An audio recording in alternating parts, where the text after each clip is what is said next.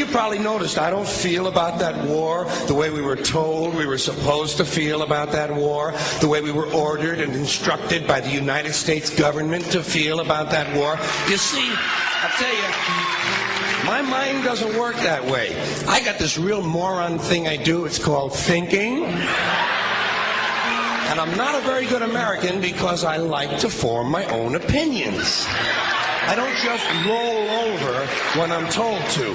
Sad to say, most Americans just roll over on command. Not me. I have certain rules I live by. My first rule, I don't believe anything the government tells me. Nothing. Zero. Nope.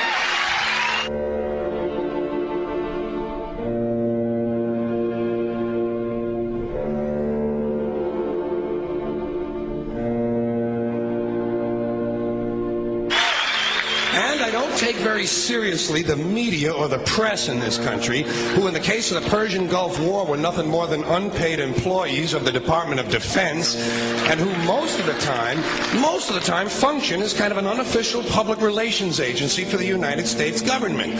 So I don't listen to them. I don't really believe in my country. And I gotta tell you folks, I don't get all choked up about yellow ribbons and American flags. Now, to balance the scale, I'd like to talk about some things that bring us together. Things that point out our similarities instead of our differences. Because that's all you ever hear about in this country is our differences. That's all the media and the politicians are ever talking about, the things that separate us, things that make us different from one another.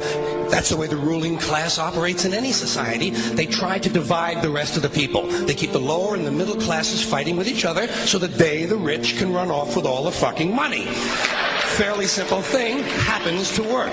You know, anything different, that's what they're going to talk about. Race, religion, ethnic and national background, jobs, income, education, social status, sexuality, anything you can do, keep us fighting with each other so that they can keep going to the bank. You know how I describe the economic and social classes in this country? The upper class keeps all of the money, pays none of the taxes. The middle class pays all of the taxes, does all of the work. The poor are there just to scare the shit out of the middle class. Keep them showing up at those jobs. Politicians know that word. They use it on you. Politicians have traditionally hidden behind three things: the flag, the Bible, and children. No child left behind. No child left behind. Oh, really? Well, it wasn't long ago you were talking about giving kids a head start. Head start, left behind? Someone's losing fucking ground here. But there's a reason. There's a reason. There's a reason for this. There's a reason education sucks, and it's the same reason that it will never, ever, ever be fixed. It's never going to get any better. Don't look for it. Be happy with what you got. Because the owners of this country don't want that. I'm talking about the real owners now. The big, the wealthy, the real owners, the big wealthy business interests that control things and make all the important decisions. Forget the politicians. They're irrelevant. The politicians are put there to give you the idea that you have freedom of choice. You don't. You have no choice. You have owners. They own you. They own everything. They own all the important land. They own and control the corporations. They've long since bought and paid for the Senate, the Congress, the state houses, the city halls. They got the judges in their back pockets, and they own all the big media news, all the big media companies. So they control just about all of the news and information you get to hear. They got you by the balls. They spend billions of dollars every year lobbying to get what they want. Well, we know what they want. They want more for themselves and less for everybody else. But I'll tell you what they don't want. They don't want a population of citizens capable of critical thinking. They don't want well-informed, well-educated people capable of critical thinking. They're not interested in that. That doesn't help them. That's against their interest. That's right. You know something? They don't want people who are smart enough to sit around the kitchen table and figure out how badly they're getting fucked by a system that threw them overboard 30 fucking years ago. They don't want that. You know what they want? They want obedient workers. Obedient workers, people who are just smart enough to run the machines and do the paperwork, and just dumb enough to passively accept all these increasingly shittier jobs with the lower pay, the longer hours, the reduced benefits, the end of overtime, and the vanishing pension that disappears the minute you go to collect it. And now they're coming for your Social Security money. They want your fucking retirement money. They want it back so they can give it to their criminal friends on Wall Street. And you know something? They'll get it. They'll get it all from you sooner or later because they own this fucking place. It's a big club, and you ain't in it. You and I are not in the big club.